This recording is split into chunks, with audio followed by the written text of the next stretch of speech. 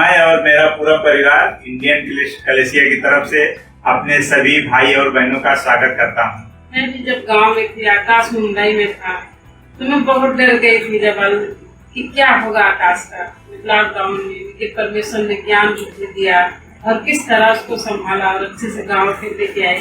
इसलिए हमें परमेश्वर की महिमा करनी चाहिए। मैं आप सबको प्रोत्साहित करता हूँ, समय कैसा भी हो मगर परमेश्वर हम सबको मुझे भी संभालता है। आइए हम भजन संहिता 100 पढ़ेंगे। हे सारी पृथ्वी के लोगों, यहोवा का जय जयकार करो, आनंद से यहोवा की आराधना करो, जय जयकार के साथ उसके सम्मुख आओ। निश्चय जानो कि यहोवा ही परमेश्वर है, उसने हमको बनाया और हम उसके हैं। हम उसकी प्रजा और उसकी चराई के भेड़े हैं। उसके फाटकों से धन्यवाद और उसके आंगनों में स्तुति करते हुए प्रवेश करो। उसका धन्यवाद करो और उसके नाम को धन्य कहो, क्योंकि यहोवा भला है, उसकी करुणा सदा के लिए है और उसकी सच्चाई पीढ़ी से पीढ़ी तक बनी रहती है। परमेश्वर ने मुझे और आप सबको बनाया है और हम सबको ज्ञान बुद्धि दिया है और इस लॉकडाउन में हम सबको सुरक्षित रखा है। इसलिए हमें परमेश्वर की स्तुति आराधना हमेशा करते रहना चाहिए। आइए हम सब प्रार्थना में चलते हैं। हे स्वर्गीय पिता, हम सब आपको धन्यवाद देते हैं। आप परम पिता परमेश्वर हैं, आप स्वर्गीय पिता हैं। परमेश्वर, हर एक दिन हम सबके लिए आनंदमय आप बनाने वाले पिता हैं। परमेश्वर, जो आराधना हो, स्तुति हो और वचन हो, परमेश्वर हमारे दिलों को खोले ताकि हम सच्चे मन से परमेश्वर आपके पीछे चलने वाले बने। परमेश्वर, ये छोटी सी प्रार्थना प्यारे पिता मसीह यीशु के नाम से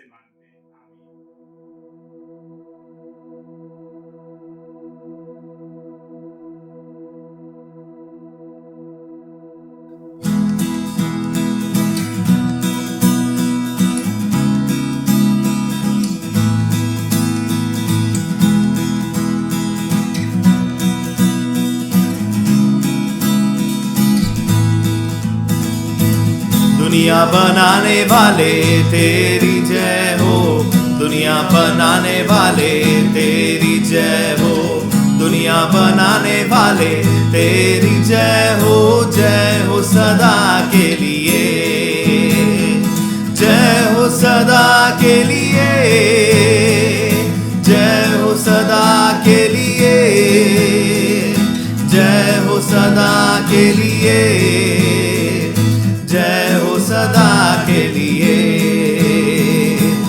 तुम्हारे कहने से ये दुनिया बनी, तुम्हारे कहने से ये आंधी थमी, तुम्हारे कहने से ये दुनिया बनी, तुम्हारे कहने से ये आंधी थमी।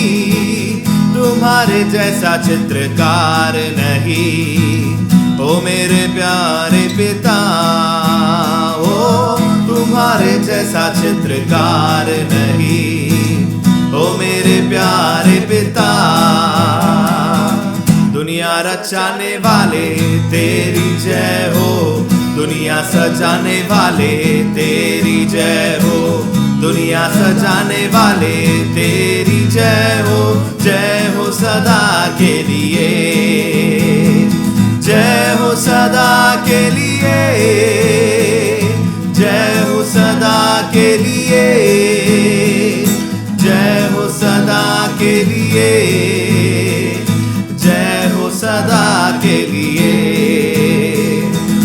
यीशु को तूने कुर्बान किया, पापों को मेरे स्वीकार किया, यीशु को तूने कुर्बान किया, पापों को मेरे स्वीकार किया। तुम्हारे जैसा कोई और नहीं, ओ मेरे प्यारे पिता, ओ तुम्हारे जैसा कोई और नहीं, ओ मेरे प्यारे पिता। हमको रचाने वाले तेरी जय हो, हमको बचाने वाले तेरी जय हो, हमको बचाने वाले तेरी जय हो सदा के लिए, जय हो सदा के लिए, जय हो सदा के लिए, जय के लिए, जय हो सदा के लिए। स्तुति आराधना ऊपर जाती है, आशीष लेकर वो नीचे आती है। स्तुति आराधना ऊपर जाती है, आशीष लेकर वो नीचे आती है। प्रभु हमारा कितना महान, देखो हमसे करता है प्यार। प्रभु हमारा कितना महान, देखो हमसे करता है प्यार। हालेलू हालेलूया, हालेलू हालेलूया। प्रार्थना विनती ऊपर जाती है, उत्तर लेकर वो नीचे आती है। प्रार्थना विनती ऊपर जाती है, उत्तर लेकर वो नीचे आती है। प्रभु हमारा कितना महान, देखो हमसे करता है प्यार। प्रभु हमारा कितना महान, देखो हमसे करता है प्यार। हालेलू हालेलूया, हालेलू हालेलूया। स्तुति आराधना ऊपर जाती है, आशीष लेकर वो नीचे आती है। स्तुति आराधना ऊपर जाती है, आशीष लेकर वो नीचे आती है। प्रभु हमारा कितना महान, देखो हमसे करता है प्यार। प्रभु हमारा कितना महान, देखो हमसे करता है प्यार। हालेलू हालेलूया, हालेलू हालेलूया।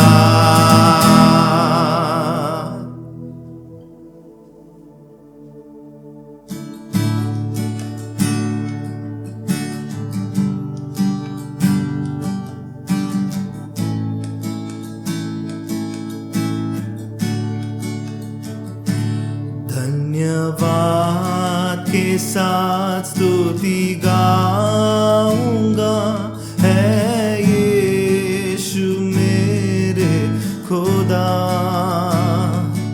उपकार तेरे हैं बेशुमार, कोटि कोटि स्तुति धन्यवाद। धन्यवाद के साथ स्तुति गाऊंगा, है यीशु मेरे खुदा। उपकार तेरे हैं बेशुमार, कोटि कोटि स्तुति धन्यवाद। योग्यता से बढ़ के दिया है अपनी दया से तूने मुझे। योग्यता से बढ़ के दिया है अपनी दया से तूने मुझे।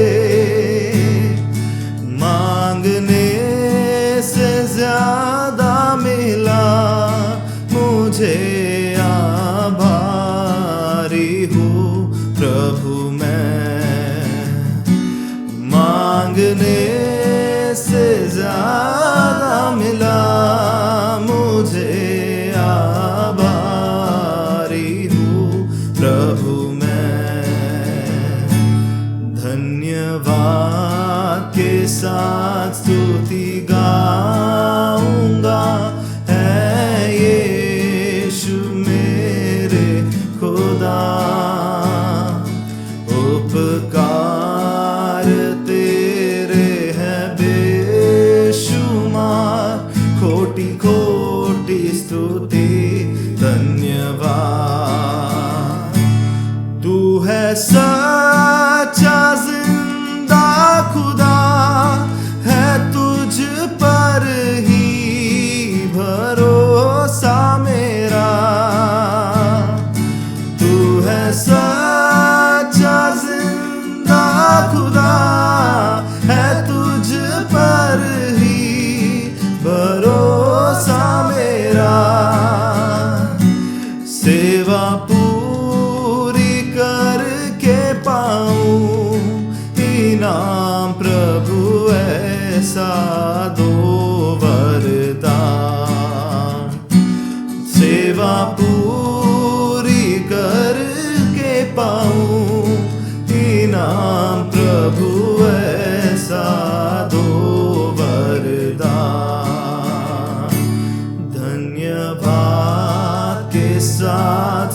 स्तुति गाऊंगा, है यीशु मेरे खुदा। उपकार तेरे हैं बेशुमार, कोटि कोटि स्तुति धन्यवाद। धन्यवाद के साथ स्तुति गाऊंगा, है यीशु मेरे खुदा। उपकार तेरे हैं बेशुमार, कोटि कोटि स्तुति धन्यवाद।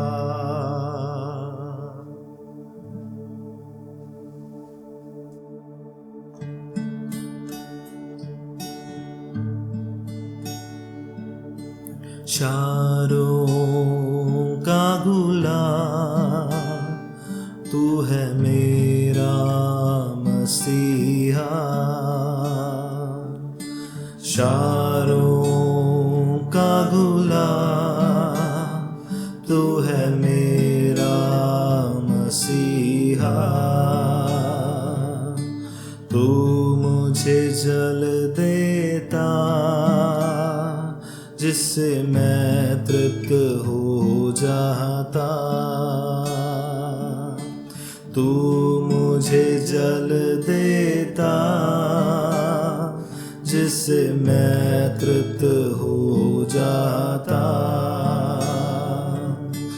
तू है मेरा प्रिय और मैं तुझसे प्रेम करूँगा।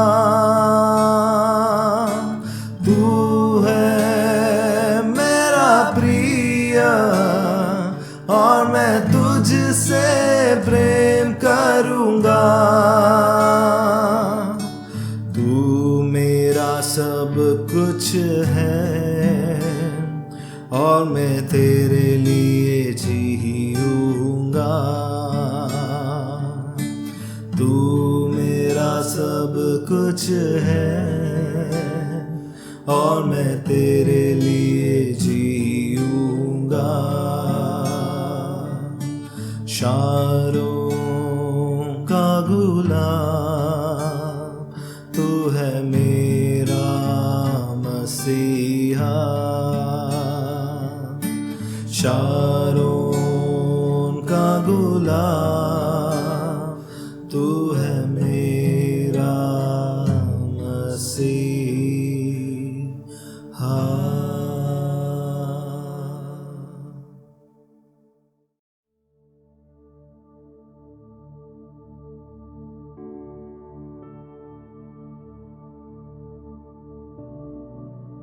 भाई और बहनों, इस समय है प्रभु भोजन का। आइए हम हमारा पूरा लक्ष्य यीशु मसीह के उस क्रूस पर लगाएंगे, जहाँ पर यीशु मसीह ने आपके, मेरे और इस संसार के पापों के लिए अपने आप को बलिदान दिया। इस सभा का बहुत ही महत्वपूर्ण भाग है जहाँ पर हम मसीह के क्रूस को याद करते हैं। और भाइयों बहनों, वही हमारी प्रेरणा है। सो आइए हम देखते हैं वचन में। हम जाएंगे मत्ती के अध्याय में, वचन 26 से आगे। जब वे खा रहे थे तो यीशु ने रोटी ली और आशीष मांगकर तोड़ी और चेलों को देखकर कहा, लो खाओ, यह मेरी देह है। फिर उसने कटोरा लेकर धन्यवाद किया और उन्हें देकर कहा, तुम सब इसमें से पियो, क्योंकि यह वाचा का मेरा वह लहू है जो बहुतों के लिए पापों की क्षमा के निमित्त बहाया जाता है। मैं तुमसे कहता हूँ कि दाख की यह रस उस दिन तक कभी न पीऊँगा, जब तक तुम्हारे साथ अपने पिता के राज्य में नया न पीऊं। यहाँ पर यह समय है भाई बहनों, यीशु मसीह पकड़वाए जाने का, और ये आखिरी वक्त है जो अपने चेलों के साथ वो टेबल पर भोजन कर रहे, मेज पर। लेकिन यहाँ पर हम देखते हैं कि यीशु मसीह पूरे दिल से तैयार हुए अपने आप को बलिदान करने के लिए। और यहाँ पर वो वाचा बांध रहे कि यह वाचा का प्याला है और मैं तब तक न पीऊंगा जब तक मैं नया ना जाऊं। भाइयों बहनों, इसी टेबल पर और एक व्यक्ति ही बैठा है जो है यहूदा, और जो यीशु जानता है कि वही यीशु को पकड़ने वाला है। लेकिन यहाँ पर कहीं पर भी यीशु मसीह का यहूदा के प्रति स्वभाव नहीं दिख रहा है। यहाँ पर हम देखते हैं कि यहाँ पर कहीं पर भी यीशु मसीह उस चीज के बारे में सोच भी नहीं रहे जो उसके बारे में षड्यंत्र करके रखा था एक भाई ने, वो है यहूदा। यीशु मसीह पूरे दिल से तैयार थे क्योंकि वो परमेश्वर पर निर्भर थे, क्योंकि यीशु मसीह हमारे बारे में सोच रहे थे, हमारे पापों के बारे में सोच रहे थे। चाहे वो चाहते तो अपने आप को बचा सकते, यहूदा को भला बुरा कहते, लेकिन यीशु मसीह ने ऐसा कुछ नहीं किया। भाई बहनों, जब हमारे जीवन में जब किसी भाई या किसी बहन की वजह से हमें कुछ चोट पहुंचती है या चोट पहुंच रही है या चोट पहुंचने वाली है, हमें पता होता है, तो हमारा रिएक्शन कैसा होता है? हम अपना स्वभाव वहां पर दिखाते हैं। शायद हमें बुरा लगता है, शायद हम उसका विरोध करते हैं, शायद हम आवाज उठाते, बात करते, लेकिन यीशु मसीह ने ऐसा कुछ भी नहीं किया। कि यीशु मसीह का एक ही लक्ष्य था, और हमारे पाप की क्षमा। सो ब्रदर्स सिस्टर्स, आइए हम हमेशा अपने आप को याद दिलाते रहे कि हम बुलाए इसी के लिए गए ताकि हम एक दूसरे से प्रेम करें, हम एक दूसरे से क्षमा करें। और उसका एक बेहतरीन उदाहरण मतलब है ये क्रूस। जब भी हमें किसी को क्षमा करने को कठिनाई हो, जब क्षमा करने का मन ना हो, तो आइए बस इस क्रूस को और इस वचन को याद करेंगे कि किस तरह से यीशु मसीह ने अपने आप को तैयार किया और ये कहा कि जो बहुतों के लिए पापों की क्षमा के निमित्त बहाया जाता है। यीशु मसीह ने हमारे लिए अपने शरीर को तोड़ा, जो उस प्रभु भोज की रोटी के समान है, जो हमारे पापों के लिए क्रूस पर तोड़ा गया। और ये दाख रस वो है जो यीशु के रक्त का प्रतीक है, जो हमारे पापों के धोने के लिए क्रूस पर खतरा खतरा बहाया गया। सो आइए ब्रदर्स सिस्टर्स, हम इस प्रभु भोजन में भाग ले और अपने दिल को टटोले कि इस वक्त इन दिनों में ऐसा कौन सा भाई या कौन सा बहन है जिसको मैंने क्षमा नहीं किया, या फिर जिसके प्रति मुझे कड़वाहट है। सो आइए हम इस प्रभु भोज के इस क्रूस के द्वारा आज वो अपने आप को मार्गदर्शन करे कि जिस तरह से यीशु मसीह ने क्षमा किया, सच्चाई पता होने के बावजूद भी अपना रिएक्शन या अपना कुछ भी बात नहीं किया, हालांकि उन्होंने परमेश्वर के हाथ में छोड़ दिया। आइए हम भी इस तरह से उदाहरण को याद रखें और हमारे जीवन में करें। हम प्रार्थना करेंगे वो रोटी और दास तुलस के लिए। या हमारे महान पिता परमेश्वर, धन्यवाद देते पवित्र शरीर के लिए जो हमारे पापों के लिए क्रूस पर तोड़ा गया। परमेश्वर, मैं आपका बहुत ही आभारी हूँ। होने देना परमेश्वर, उसका हम हमेशा आभारी रहे। आभारी हूँ परमेश्वर लहू के लिए जो हमारे पापों को धोने के लिए क्रूस पर खतरा खतरा बहाया गया, जिसके कारण हम बचाए गए और आपके राज में हम हैं। परमेश्वर कई बार हमें भी बहुत कठिनाई होती है हम किसी को क्षमा करने के लिए, लेकिन हमें एक क्रूस को याद दिलाना हमेशा कि परमेश्वर जिस तरह से यीशु मसीह ने अपने आप को तैयार किया, हम भी तैयार कर सके और एक दूसरे को हम क्षमा कर सके। हमारे जीवन के द्वारा आपकी महिमा और धन्यवाद देते हैं क्रूस के लिए। सिर्फ प्रार्थना यीशु मसीह के नाम से करते हैं, आमीन।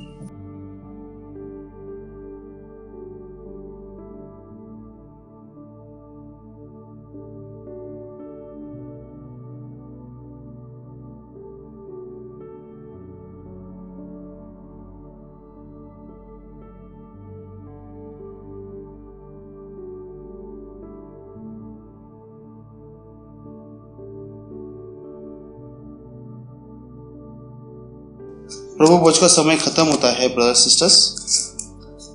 अब ये समय है देने का। सो आइए हम एक वचन में जाते हैं। हम जाएंगे भजन संहिता 41 में और वचन 1। क्या ही धन्य है वह जो कंगाल की सुधि रखता है, विपत्ति के दिन यहोवा उसको बचाएगा। आमीन ब्रदर सिस्टर्स। परमेश्वर का वचन जो बहुत ही बढ़िया है, एनकरेजमेंट वाला है कि क्या ही धन्य हुआ जो कंगाल की सुधि रखता है। सो ब्रदर सिस्टर्स, हम जो भी इस वक्त दान देते हैं वो गौर गरीब के जो ज़रूरतमंद है उनकी मदद के लिए जाएगा, जहाँ पर उनको उनकी मदद पूरी हो सकती है। सो हम जो भी दे, हम पूरे दिल से विश्वास से दे कि परमेश्वर हमको इसका प्रतिफल देगा। जैसे आज हम देखते हैं महामारी का समय है ब्रदर सिस्टर्स, और कई लोगों का काम जा चुका है, कई लोगों का सैलरी बंद हो चुका है, कई लोगों को आधा सैलरी मिल रहा है, कई लोगों को नहीं मिल रहा है, कई बेघर हो गए। हालात ऐसे है, लेकिन फिर भी खास करके आभारी है हम कलीसिया से कई सारे भाई बहनों को, कई सारे लोगों को मदद मिलती है। और उसकी वजह यह है जो इसी वचन की आखिरी लाइन, क्योंकि विपत्ति के दिन यहोवा उसको बचाएगा। शायद हो सकता है हमने अब तक दूसरों के बारे में सोचा, लेकिन अब जब विपत्ति है परमेश्वर हमारे बारे में सोच रहा है। सो आइए ब्रदर सिस्टर्स, हम जो भी दे हम ये विश्वास करें कि ये जरूरतमंद लोगों के लिए जाएगा और परमेश्वर उसका प्रतिफल हमें उसका जरूर देगा। सो आइए हम प्रार्थना करते दान के लिए। हे पिता परमेश्वर, धन्यवाद देते हैं परमेश्वर, आपने हमें अभी तक संभाला, हमारे हर एक ज़रूरतों को पूरी किया, हमें हर चीज़ से नवाजा। परमेश्वर आपका बहुत ही आभारी हूँ।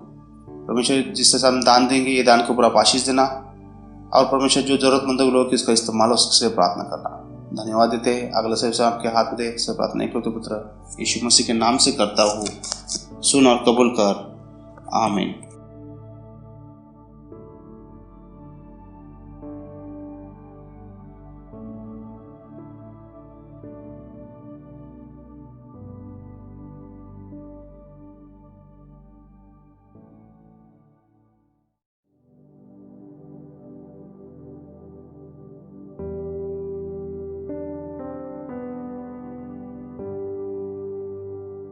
Good morning brothers and sisters, आप सभी कैसे हैं? मैं विश्वास करता हूं कि हम सभी अपने घरों में बहुत ही सुरक्षित और अच्छे हैं। और हम सभी जानते हैं कि हम गलीतियों के किताब से हम पढ़ रहे हैं, और पिछले रविवार को हमने भाई आदि के द्वारा अध्याय 2 से हम सीखा।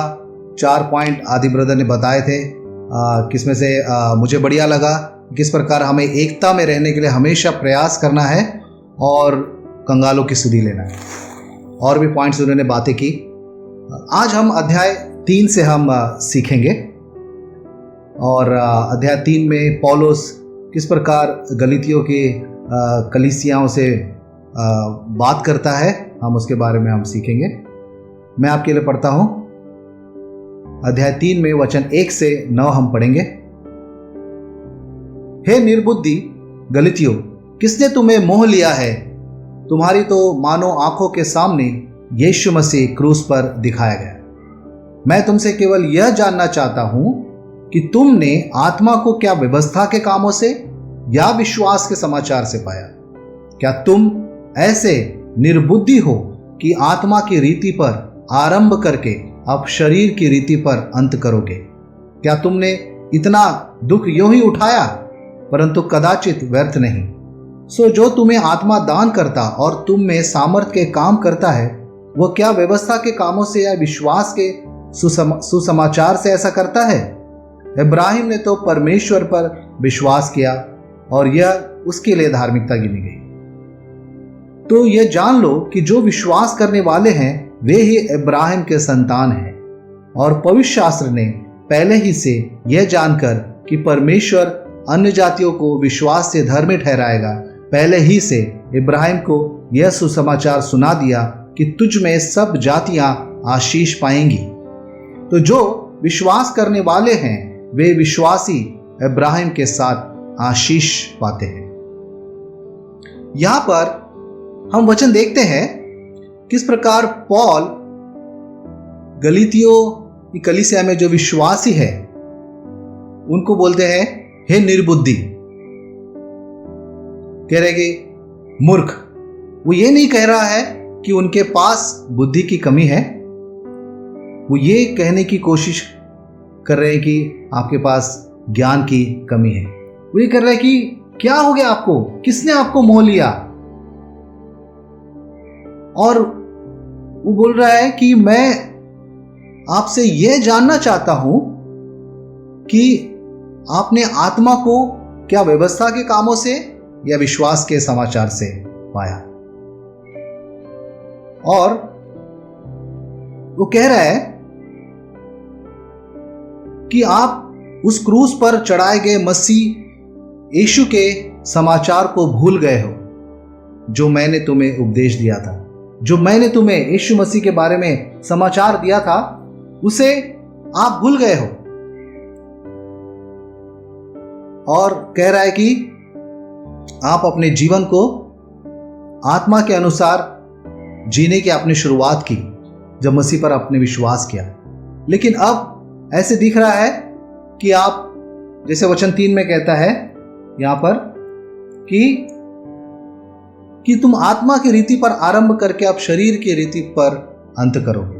तो यहां पर जो विश्वासी थे कलीसिया के, वो आत्मा के द्वारा चलने के बजाय वो अपने सामर्थ्य, अपने प्रयास से, वो शरीर के अनुसार, अपनी ताकत, अपनी कोशिश, अपने प्रयास के अनुसार वो आगे चलना चाहते हैं, ना कि परमेश्वर पे भरोसा रखकर, ना कि परमेश्वर पर विश्वास करके। पौलुस यहां पे कह रहा है कि आप परमेश्वर पर भरोसा रखकर चलने के बजाय आप अपनी समझ और बुद्धि का सहारा लेकर, अपनी ताकत पर भरोसा कर आप चल रहे हैं। जब हमारा विश्वास बहुत ही बढ़ जाता है, जब हमारा ज्ञान बहुत बढ़ जाता है, चाहे मसीह में ज़्यादा समय हम गुजारते हैं, बहुत साल हम विश्वासी में हम जीते हैं, तो ऐसा लगता है कि जो हम कर रहे हैं वो सही है और हमें किसी से पूछने की या किसी से सलाह लेने की कोई ज़रूरत नहीं है। हम जो कर रहे हैं वो सही है। लेकिन बहुत कम बार हम ये जानने की कोशिश करते हैं कि परमेश्वर मेरी योजनाओं के बारे में, मेरे जीवन में क्या बढ़िया होना चाहिए, मैं क्या करना मुझे चाहिए, इसके बारे में परमेश्वर की क्या योजना है, परमेश्वर क्या चाहता है, यही कई बार हम जानने की कोशिश बहुत कम करते हैं। जो सांसें आज हम ले रहे हैं दिन भर, हर सेकंड, वो परमेश्वर ने हमें दिया है। हमें मेहनत करना है, हमें काम करना है, अपने परिवार को संभालने के लिए जरूर करना है, और वो शक्ति सामर्थ्य हमें परमेश्वर देता है। लेकिन वो हमें अपनी ताकत से नहीं, लेकिन परमेश्वर पर निर्भर रहकर उस काम को हमें करना है, क्योंकि परमेश्वर ने हमसे बहुत प्यार किया, इसलिए उन्होंने अपना इकलौता पुत्र यीशु मसीह को हमारे लिए दिया। और उसी सुसमाचार विश्वास के द्वारा हम सभी बचाए गए। आज हमें भी परमेश्वर ने अपना पवित्र आत्मा दिया है, तो क्या हम उस आत्मा के द्वारा चलते हैं, परमेश्वर के द्वारा चलते हैं, परमेश्वर की इच्छा को अपने जीवन में हम लाने की कोशिश करते हैं? बहुत बढ़िया होता है जब हम अपना पूरा भरोसा परमेश्वर पर डालते हैं कि प्रभु, जो आपकी इच्छा है उसके द्वारा आप मेरे जीवन में कार्य करना। जब परमेश्वर पर जब हम निर्भर रहकर अपने जीवन में काम करते हैं ब्रदर्स सिस्टर्स, तो हम हमेशा खुश रहेंगे, हमेशा हम हैप्पी रहेंगे, क्योंकि हमें विश्वास रहेगा कि प्रभु जो भी करेगा हमारे जीवन में वो बहुत अच्छा करेगा और बहुत बढ़िया करेगा। कई बार हमारे जीवन में हमारी इच्छा के अनुसार जब कुछ नहीं होता है तो कई बार हमें दुख होता है, तकलीफ होता है, और कई बार हमारा विश्वास कमजोर हो जाता है। इसलिए पौल ने कहा गलीतियों के कलीसिया में, शायद वहां पर भी लोग विश्वास कम हो गया, आत्मा के अनुसार यानी परमेश्वर की इच्छा के अनुसार चलने के बजाय अपनी ताकत, अपनी प्रयास, अपनी बुद्धि के अनुसार शायद चल रहे होंगे। इसलिए पौल ने कहा कि तुम आत्मा के अनुसार चलने के बजाय आप शरीर के अनुसार चल रहे, वचन 3 के अनुसार। और यहां पर पौल ने एक अब्राहम के बारे में भी बात किया है। यहां पर उन्होंने कहा कि अब्राहम यहूदी का राष्ट्रपिता है। अब्राहम ईश्वर में विश्वास करता था और उसने अपने आप को प्रूव भी किया क्योंकि वो विश्वास में बहुत ही बढ़िया था। जब परमेश्वर ने उसे कहा कि अपने बेटे को ले जाकर बलिदान कर, वो बिना कुछ प्रश्न किए वो अपने बेटे को ले गया। परमेश्वर ने जब उसे कहा कि इस एक देश को छोड़कर दूसरे देश में चला जा, अब्राहम उस देश में भी जाने के लिए तैयार रहा। अब्राहम विश्वास के द्वारा परमेश्वर के नजर में धर्मी ठहराया गया। विश्वास के द्वारा वो धर्मी ठहराया गया। और हम भले ही यहूदी नहीं हैं, लेकिन जैसे अब्राहम का विश्वास है उसी प्रकार हमारा भी विश्वास है। हम अब्राहम के धार्मिक बच्चे हैं। जैसे अब्राहम ने परमेश्वर पर विश्वास किया, हम भी परमेश्वर पर विश्वास करते हैं। अब्राहम खतना से पहले ही वो परमेश्वर के दृष्टि में विश्वास के द्वारा धर्मी ठहराया गया। और वचन 9 के अनुसार 9 बोल के कहता है कि जो विश्वास करने वाले हैं वे विश्वासी इब्राहिम के साथ आशीष पाते हैं। यानी जो आशीषें परमेश्वर ने अब्राहम को दिया, वचन कहता है कि जो विश्वास करते हैं उनको भी आशीष मिलेगा। परमेश्वर ने जो अब्राहम को कहा, अब्राहम ने वैसा ही किया। जब हम परमेश्वर जो कहते हैं, जो सही है, और वो हम करते हैं, तो परमेश्वर हमें भी आशीर्वाद देता है। तो हमें भी परमेश्वर पर विश्वास करना है। जितना परमेश्वर पे विश्वास करेंगे, परमेश्वर हमें भी आशीषों से भर देंगे। इवन भरा भी है। अगर आज आप अपने जीवनों में देखेंगे कि परमेश्वर ने आपके जीवन में कितना आशीष दिया है। जब मैं अपने जीवन को देखता हूं, परमेश्वर ने मेरे जीवन में बहुत सारा आशीष दिया है। हमें ईश्वर पर विश्वास रखना, उस पर भरोसा करना, उनके द्वारा, उनकी आत्मा के द्वारा चलना बहुत जरूरी है। और ये तभी होगा जब हमारा रिश्ता परमेश्वर से बहुत ही बढ़िया होगा। तो मेरा पहला अंक यही है कि परमेश्वर पर निर्भर रहना। परमेश्वर पर निर्भर रहना। जब हम मुसीबत में होते हैं तो हमें परमेश्वर से प्रार्थना करना है। प्रतिदिन, हर दिन सुबह हमें परमेश्वर से प्रार्थना करना है। उनके आशीर्वाद के लिए परमेश्वर को धन्यवाद देना है, उनकी स्तुति करना है। दिन भर में भी हम परमेश्वर से बातें कर सकते हैं, प्रार्थना कर सकते हैं। हमें अपनी समस्याओं के बारे में चिंता नहीं करना है, उन पर भरोसा करना है। अरे मुझे ये चाहिए था, मुझे नहीं मिला, कब मिलेगा, मिलेगा या नहीं। कई बार हम ऐसे बहुत सारे चिंताओं में हम डूब जाते हैं। लेकिन हमें खुश रहना है, हैप्पी रहना है कि परमेश्वर मुझे देगा, परमेश्वर की इच्छा है तो मुझे जरूर मिलेगा। तो हमें अपने जीवन में कभी भी परेशान और नाराज नहीं होना चाहिए। अगर आप अब्राहम को देखेंगे, वो हमेशा हैप्पी था, खुश था। इसलिए परमेश्वर ने उसे बोला कि मैं तुझे बहुत आशीष दूंगा, तेरे द्वारा मैं वंश को बढ़ाऊंगा, तुझे बहुत सारे आशीष दूंगा। आप उत्पत्ति में पढ़ सकते हैं। आज हम परमेश्वर पे कितना निर्भर है ब्रदर सिस्टर, कितना हमारा विश्वास परमेश्वर में मजबूत है। क्या हम हर एक काम परमेश्वर पर निर्भर होकर करते हैं? हम हर रोज परमेश्वर से प्रार्थना में लगे रहते हैं। रोज सुबह उठकर हम परमेश्वर से बातें करते हैं, प्रार्थना करते हैं, परमेश्वर के साथ चलते हैं। जितना हमारा परमेश्वर से बातचीत प्रार्थना में होगा, उतना आपका रिश्ता परमेश्वर से बहुत ही मजबूत होगा। प्रार्थना हमें परमेश्वर के और करीब ले जाता है। परमेश्वर हमें फोर्स नहीं करते हो, जबरदस्ती नहीं करते कि आप उठो और मेरे से प्रार्थना करो। ये आप पर निर्भर है। ये हमारा कन्विक्शन है कि प्रभु ने मुझसे इतना प्यार किया है, तो मुझे अपने दिल के बारे में, अपने बारे में परमेश्वर से बात करना है, परमेश्वर को और जानना है, उनके वचन को पढ़ना है। तो इसलिए बहुत जरूरी है कि हमें अपना रिश्ता परमेश्वर से बहुत मजबूत बनाना है। और वो तभी होगा जब हम अपने आप को परमेश्वर के हाथों में देकर आत्मा के द्वारा, परमेश्वर के द्वारा हम अपने जीवन को चलाएंगे और परमेश्वर पर हम निर्भर रहेंगे। ब्रदर सिस्टर्स, मेरा दूसरा अंक है, मसीह यीशु ने हमें मोल लेकर सजा से, दंड से छुड़ाया है।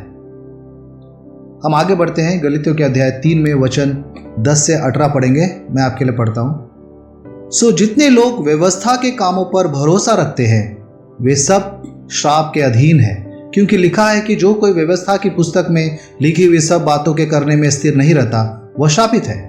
पर यह बात प्रकट है कि व्यवस्था के द्वारा परमेश्वर के यहाँ कोई धर्मी नहीं ठहरता, क्योंकि धर्मी जन विश्वास से जीवित रहेगा। पर व्यवस्था का विश्वास से कुछ संबंध नहीं, पर जो उनको मानेगा वह उनके कारण जीवित रहेगा। मसीह ने जो हमारे लिए श्रापित बना, हमें मोल लेकर व्यवस्था के श्राप से छुड़ाया, क्योंकि लिखा है, जो कोई काट पर लटकाया जाता है वह श्रापित है। यह इसलिए हुआ कि इब्राहिम की आशीष मसीह यीशु में अन्य जातियों तक पहुंचे और हम विश्वास के द्वारा उस आत्मा को प्राप्त करें जिसकी प्रतिज्ञा हुई है।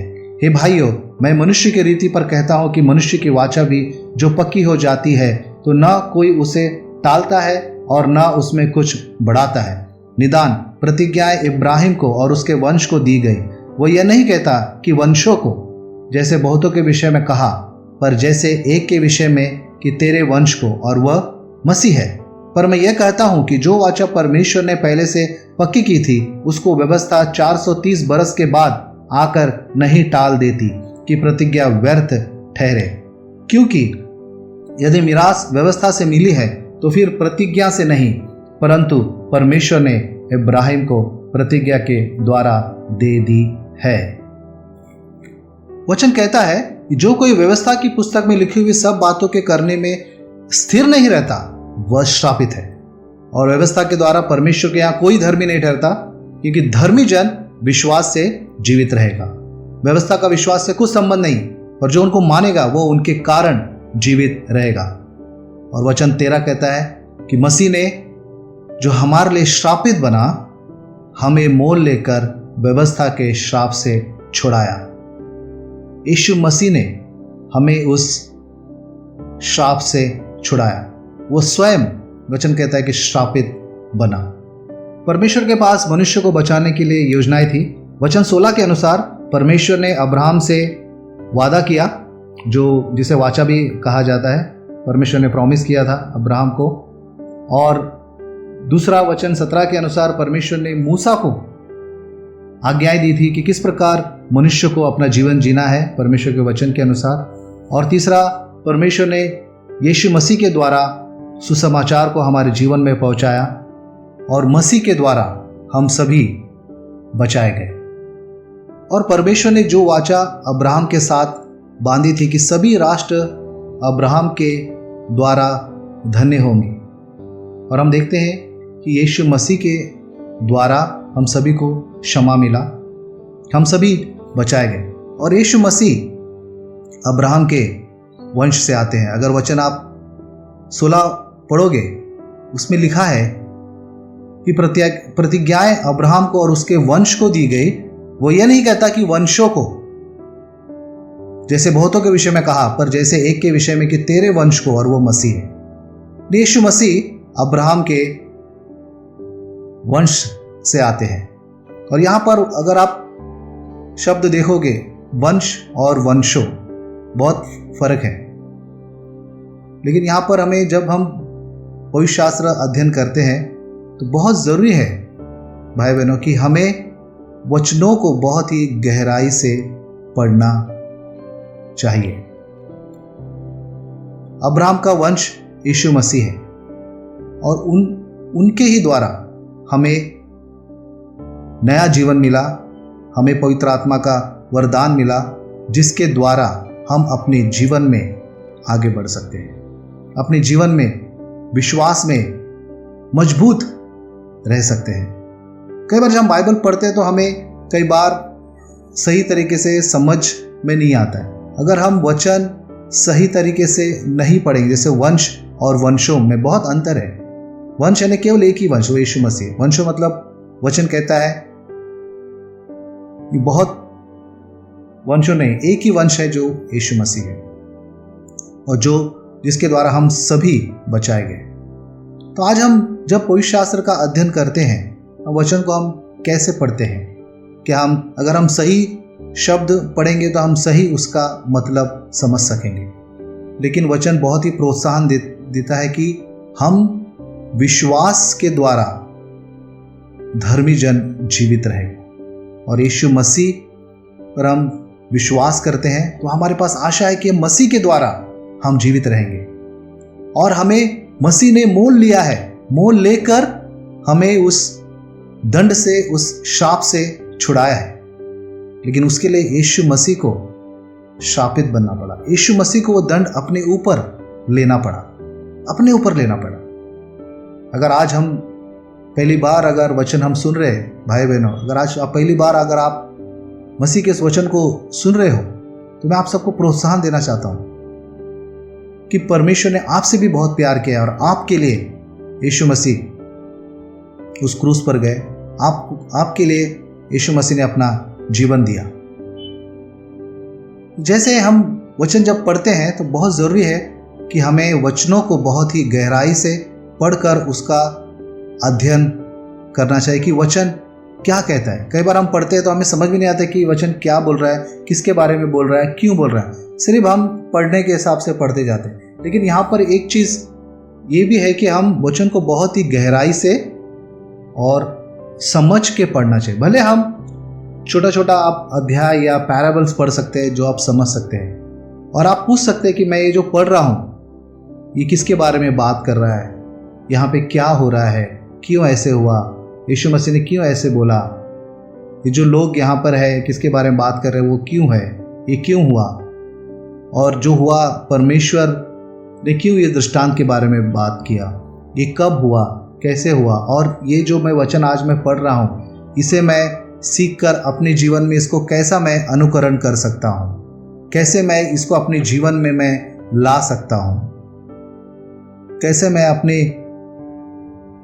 जो करीबी लोग हैं उनको मैं इन वचनों से मदद कर सकता हूँ, सहायता कर सकता हूँ। जैसे आप मेमोरी स्क्रिप्चर्स याद कर सकते हैं, यीशु मसीह के हर एक उन दृष्टांतों को आप याद कर सकते हैं जो आपको मुंह ज़बानी याद हो। अगर आपके पास बाइबल भी ना हो तो आप कहीं पर भी आप बाहर गए, किसी को मिले, अपना विश्वास बांटना है तो आप वचन को आप बोल सकते हो, अपना यीशु मसीह का सुसमाचार आप दे सकते हो, क्योंकि मसीह ने हमें मोल लिया है और हमारा काम है कि हम भी सुसमाचार लोगों को दें। और बहुत ज़रूरी, जब हम बाइबल पढ़ते हैं तो हमें अलग अलग विषयों के ऊपर भी हम सीख सकते हैं, पढ़ सकते हैं, जैसे क्षमा के बारे में, किस प्रकार प्रचार के बारे में, प्रार्थना के बारे में, विश्वास के बारे में, फेथ के बारे में, जॉय के बारे में हम सीख सकते हैं। मुझे याद है पिछले महीने हमने अपने मिनिस्ट्री घाटकोपर ईस्ट में हम हर हफ्ते किसी को एक टॉपिक देते थे, उस टॉपिक पर वो बात करता था, वो सर्च करते थे, फॉरगिवनेस है या क्रोध के ऊपर बात कर सकते हैं, और फेलोशिप के ऊपर बात कर सकते हैं, संकल्प के ऊपर बात कर सकते हैं। ऐसे अलग अलग टॉपिक हमने दिए थे और सभी भाई बहन बहुत ही उसमें गंभीरता से वचनों का अध्ययन कर रेडी होकर वो आते थे, कन्विक्शन के बारे में बात करते थे, और हर हफ्ते हम एक नए टॉपिक के ऊपर हम पवित्र शास्त्र से हम सीखते थे, और ये बहुत ही बढ़िया है। तो आज हम अपना पवित्र शास्त्र अध्ययन कैसे कर रहे हैं और क्यों करना है, क्योंकि मसीह ने हमें मोल लिया है। भाई बहनों,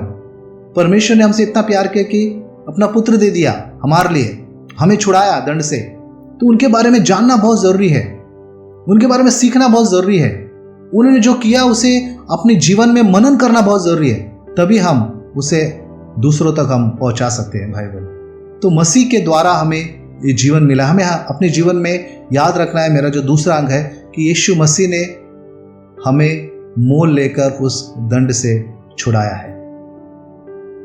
और आगे हम पढ़ते हैं वचन 19 से 25 तक, और मेरा तीसरा अंक है, हमें सब लोगों तक पहुंचना है।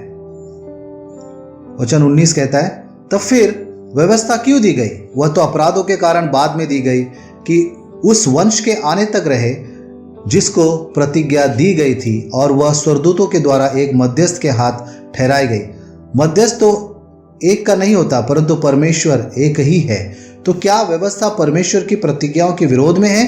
कदापि न हो, क्योंकि यदि ऐसी व्यवस्था दी जाती जो जीवन दे सकती तो सचमुच धार्मिकता व्यवस्था से होती, परंतु पवित्र शास्त्र ने सबको पाप के अधीन कर दिया, ताकि वह प्रतिज्ञा जिसका आधार यीशु मसीह पर विश्वास करना है, विश्वास करने वालों के लिए पूरी हो जाए। पर विश्वास के आने से पहले व्यवस्था की अधीनता में हमारी रखवाली होती थी, और उस विश्वास के आने तक जो प्रकट होने वाला था हम उसी के बंधन में रहे।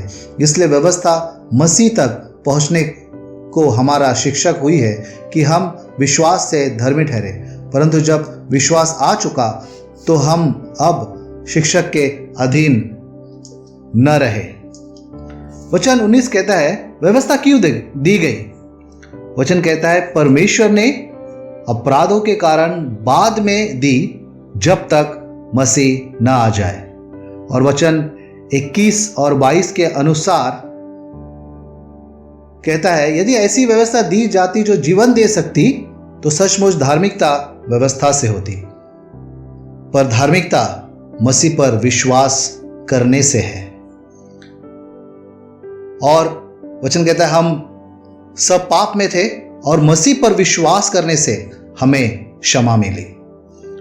वचन 13 कहता है, ऊपर आप पढ़ सकते हैं, विश्वास के द्वारा आत्मा को प्राप्त करे जिसकी प्रतिज्ञा हुई।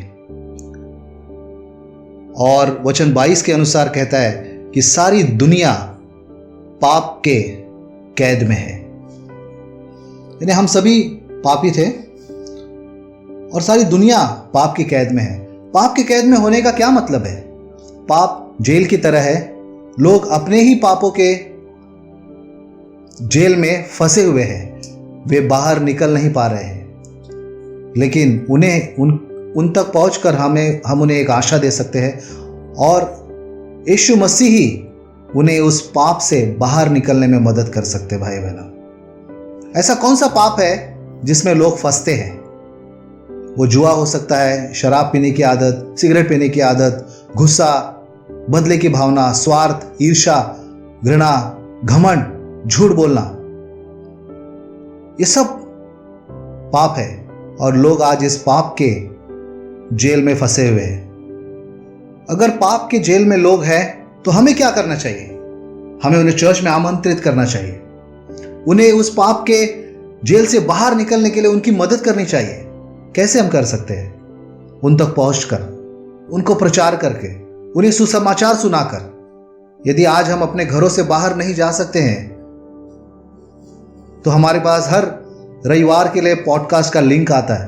हम अपने दोस्तों को, अपने करीबी को, जिन्हें हम जानते हैं कि उन्हें, आपको लगता है कि उन्हें उनके जीवन में मसीह की ज़रूरत है या वो तकलीफ में है, तो हम वो लिंक उनको भेज सकते हैं ताकि वो परमेश्वर का वचन सुने और वो परमेश्वर के करीब आने का निर्णय ले सके। उनसे हम अपना फ्रेंडशिप बना सकते हैं। उन्हें आप मिडवीक में अपने मीटिंग में बुला सकते हैं। याद करें कि कैसे आपको चर्च में बुलाया गया। मुझे याद है कि किस प्रकार मुझे चर्च में बुलाया गया, जैसे मेरा जीवन बदल गया। और जैसे हम सभी का जीवन बदला है तो हमें भी चाहिए कि हम भी लोगों तक पहुंचे, उन्हें चर्च में आमंत्रित करें ताकि उनका भी जीवन यीशु मसीह के द्वारा बदल जाए। तो मैं आप सभी को प्रोत्साहित करना चाहता हूं, तो आइए हम जिन लोगों को हम जानते हैं उनसे और हम फ्रेंडशिप बनाएं ताकि वो मसीह को जान सके, उन तक सुसमाचार हम ले जाएं, उनके साथ बाइबल स्टडीज करें और उन्हें मदद करें ताकि वो यीशु मसीह के बारे में और जाने। जीसस, यीशु मसीह एक आशा है लोगों के लिए ताकि वो अपने उस पाप के जाल से, उस पाप के जेल से बाहर आ सकते हैं और अपना जीवन बदल सकते हैं। ब्रदर सिस्टर्स, आइए हम आगे पढ़ते हैं वचन 26 से 29 और मेरा चौथा अंक है, खुशी मनाए कि हम मसीह यीशु में एक है। वचन 26 कहता है, क्योंकि तुम सब उस विश्वास करने के द्वारा जो मसीह यीशु पर है परमेश्वर की संतान हो, और तुम में से जितनों ने मसीह में बपतिस्मा लिया है उन्होंने मसीह को पहन लिया है। अब ना कोई यहूदी रहा और ना यूनानी, ना कोई दास, ना स्वतंत्र, ना कोई नर न नारी, क्योंकि तुम सब मसीह यीशु में एक हो। और यदि तुम मसीह के हो तो इब्राहिम के वंश और प्रतिज्ञा के अनुसार वारिस भी हो। वचन कहता है कि हम सब परमेश्वर की संतान हैं और हम सब मसीह में एक हैं। इससे कोई फर्क नहीं पड़ता कि हम हाई क्लास के हैं या लो क्लास के हैं, या बड़े पद पे है या छोटे पद पर है, या हमारी भाषाएं अलग है, चाहे हम तेलुगु बोल रहे हैं, मराठी बोल रहे हैं, कन्नड़ बोल रहे हैं, मलयाली बोल रहे हैं, या पंजाबी बोल रहे हैं, या बंगाली बोल रहे हैं, या हम कर्नाटक से है या हम कहीं से भी हो, लेकिन हम सब यीशु मसीह में एक हैं। चाहे हम पुरुष हैं, स्त्री हैं, चाहे हम पढ़े लिखे हैं, अनपढ़ हैं, हम जो भी हो, हम सब ने मसीह यीशु को पहन लिया है और हम परमेश्वर के संतान हैं। चर्च एक ऐसा जगह है जहाँ पर सभी भाषा और राष्ट्र के लोग एक साथ आकर खड़े हो सकते हैं। हमें अपनी एकता में आनंद मनाना चाहिए। हमें ये नहीं देखना चाहिए कि कौन किस जाति का है या छोटा है या बड़ा है, नहीं, लेकिन हमें ये देखना है कि हम मसीह के परिवार से हैं। मसीह से हमारा एक रिश्ता है, पारिवारिक रिश्ता है यीशु मसीह में, हम सब का एक दूसरे के साथ। हम कोई यहाँ पर अमीर या गरीब नहीं है ना। एक प्रश्न है कि क्या हम पूछ सकते हैं अपने आप को, क्या मैं जिन लोगों से मेरा अच्छा संगति या जिस भाषा में मैं बात करता हूँ, क्या मैं उन्हीं लोगों से संगति करता हूँ या उन्हीं लोगों के साथ में मैं फेलोशिप करता हूँ, या मैं और भी लोगों के साथ में फेलोशिप करता हूँ, उनके साथ संगति करता हूँ, वो भी मेरे दोस्त हैं। चर्च में मेरे केवल मेरी ही भाषा बोलने वाले नहीं, लेकिन सभी मेरे दोस्त हैं, मेरे करीब हैं, है ना। हम देख सकते हैं कि ऐसे कौन कौन से कलीसिया में मेरे दोस्त हैं जो अलग अलग भाषाएं बोलते हैं, अलग अलग जगह से हैं। मैं जानता हूं कि हम सभी एक दूसरे से बढ़िया फेलोशिप करते हैं, हम सभी एक दूसरे को अच्छी तरीके से जानते हैं, और ये बस ज़रूरी भी है क्योंकि मसीह में हम सब एक हैं। तो इसमें कोई भाषा का अंतर नहीं है या कोई पढ़ाई का अंतर नहीं है, क्योंकि परमेश्वर सबको एक नज़र से देखता है। हम देखें कि हमने शिष्य बनने के बाद हमारा जीवन कैसे बदल गया। शायद हम अलग अलग लोगों के घरों में गए होंगे, अलग अलग हमारे भाषाओं के जानने वाले दोस्त हैं, अलग अलग हमने खाद्य पदार्थ भोजन खाया होगा, अलग अलग हमने गाने सुने होंगे, या अलग अलग हमने भाषाएं हमने सुने होंगे, विभिन्न प्रकार के संगीत जो हमारे कलीसिया के जो भाई हैं या बहन हैं जो उनको पसंद आता है वो हमने सुने होंगे, और ये कई बार बहुत ही बढ़िया लगता है। जैसे वचन कहता है कि ना कोई यहूदी रहा, ना यूनानी, ना कोई नर और ना नारी। यानी परमेश्वर कहते हैं कि सब समान है और कोई भाषा, कोई राष्ट्र हमें अलग नहीं कर सकते। मसीह में हम सब एक हैं और हमें इसकी खुशी और आनंद मनाना चाहिए। इससे हम एक दूसरे से विभिन्न नहीं हो सकते, हम एक दूसरे के और हमें करीब आने की बहुत ज़रूरी है, और ये बहुत ही हमें आनंद भी देता है। मुझे याद है कि जब हम वैशाली सिस्टर के माता पिता को मिलने के लिए हम केरला गए थे, उन्होंने हमें बोला था कि हम जा रहे हैं, आप भी आओ। और हम जब केरला गए तो हमें बहुत ही एंजॉय किया वहाँ पे, और हमें बहुत बढ़िया लगा। अलग अलग प्रकार के पकवान हमने वहाँ पे खाए, वहाँ का जो मौसम था वो बहुत बढ़िया था। अलग अलग प्रकार के हमने पेड़ देखे, जगह देखे, और बहुत ही अच्छा वहाँ पे ग्रीनरी जगह था। हमने बहुत एंजॉय किया केरला में जाकर। भले ही वहाँ पे हमें भाषाएं समझ में नहीं आई, लेकिन उनका प्यार और वहाँ का जो लोगों का जो मेहमान नवाजी करने का जो तरीका था वो बहुत ही बढ़िया और बहुत ही प्यार से भरा हुआ था। यीशु मसीह ने कभी भी लोगों को छोटा या नीचा नहीं देखा, क्योंकि उसने हम सबको बनाया है। उसी तरह हमें भी एक दूसरे को स्वीकार करना बहुत ज़रूरी है, स्वीकार करना चाहिए, और एक दूसरे को और जानने की कोशिश करना चाहिए। जैसे यीशु मसीह हम सभी को एक समान देखते हैं, हमें भी एक दूसरे को एक समान देखना है, और इससे ही चर्च महान बनता है। और मसीह पर विश्वास करने से हम परमेश्वर की संतान है। कितना बढ़िया प्रोत्साहन देने वाला वचन है भाई बहनों।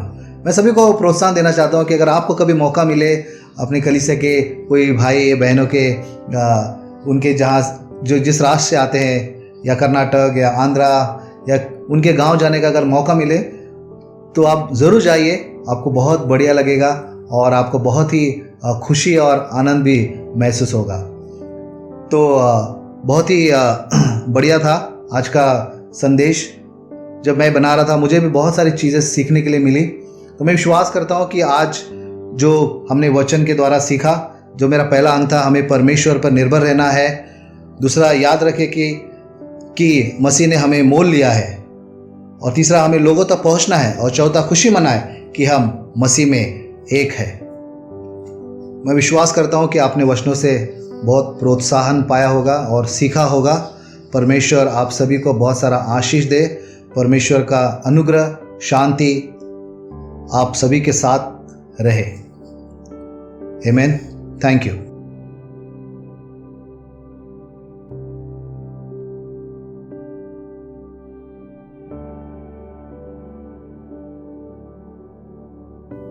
वाओ, ये एक बहुत ही बढ़िया, एनकरेजिंग और कन्विक्टिंग मैसेज था मेरे लिए। एक पॉइंट जो मुझे बहुत ही अच्छी लगी इस मैसेज में और जिससे मैं बहुत रिलेट कर पाता हूँ, वो ये है कि हमें अपनी एकता में खुशी पानी है। पिछले हफ्ते ही हमने देखा था कि कैसे पौलुस के लिए कलीसिया का एक होना बहुत ही महत्वपूर्ण था। पर आज मैंने एक नया चीज सीखा कि इस एकता में हमें अपनी खुशी भी पानी है। अब और कोई भेदभाव नहीं है यीशु मसीह में, हम सब एक हैं उनमें। इसमें सबसे बढ़िया बात यह है कि जो लोग खुद को दूसरों से बेहतर समझते हैं, ये सच्चाई उन्हें दीन बनाती है।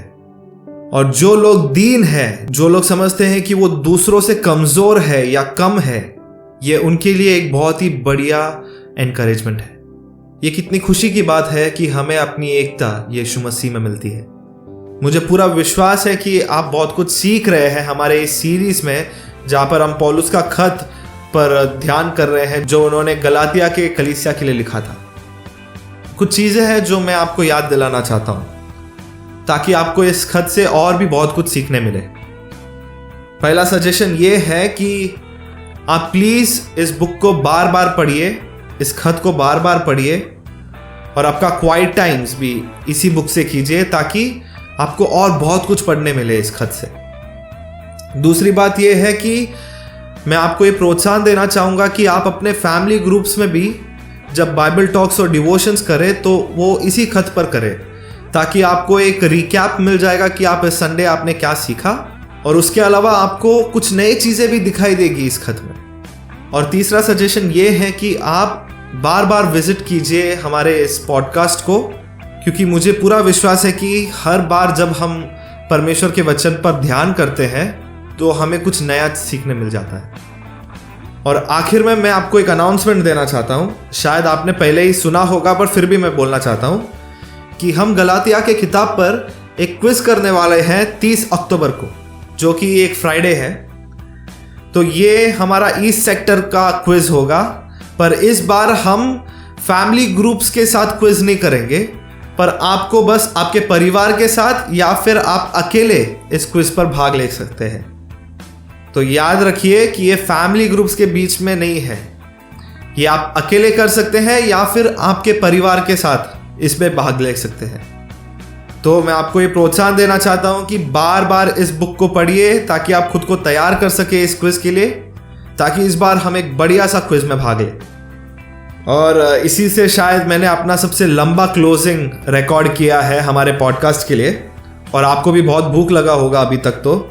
तो आज का पॉडकास्ट ख़त्म करने से पहले और आप किचन में जाकर अपने प्लेट में कुछ खाना डालने से पहले आइए हम एक आखिरी गीत गाएं, और मैं आपको मिलूंगा अगले संडे इसी समय इसी जगह यूट्यूब पर। तब तक के लिए परमेश्वर का आशीष आप सभी पर बना रहे। आमीन।